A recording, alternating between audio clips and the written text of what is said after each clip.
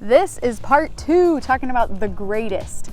Last time we talked about some of the greatest that you guys think. Who are the greatest? What is the greatest? So if you haven't watched that one, go back, watch it. I want to know, what are some of the things, or who are some of the people that you think are the greatest of all time?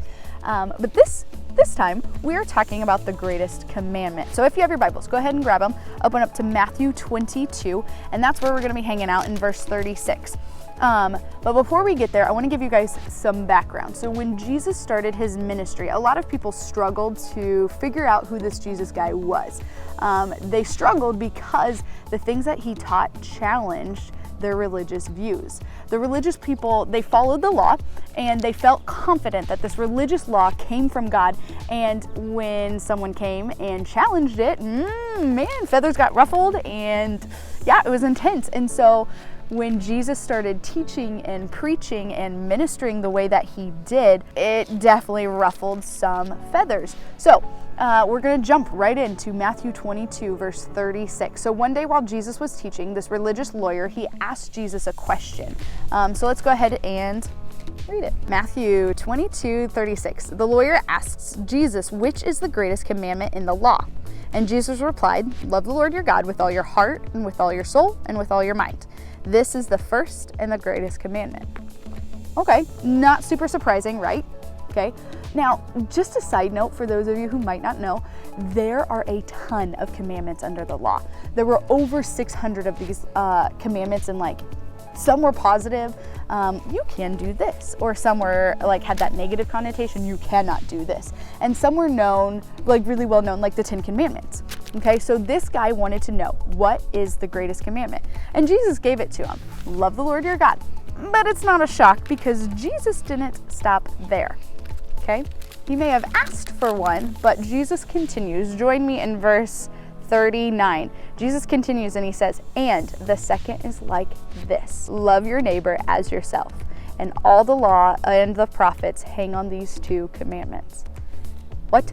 Okay, the lawyer asked for one. He asked for the greatest commandment. Super Bowl, there's only one winner. There's one champion in the Super Bowl. There's not 2, but Jesus, being Jesus, didn't give the lawyer just what he wanted. He wanted to know, what is the greatest? Jesus gave him what he needed. He needed to know, yes, that you need to love your neighbor as well. Okay? Yes, we are to love God with all our heart, mind, and soul. That is the greatest. But also, in tandem, alongside with this, we also have to love our neighbor as ourselves. Okay? Jesus is so neat when he does stuff like this, okay? So, Jesus is different. He does these things. Jesus was reminding us that it's more important to focus on what we are for rather than focusing on what we are against. And we talked about that a little bit last time, that sometimes we struggle with things, so it's hard to want to seek help or admit things because we feel like God will be against us, and that is not what Jesus is saying at all. He says, I am for you, and that when we love each other like we love ourselves, then we can help support each other, and we can complete the first and the second greatest commandments of all time.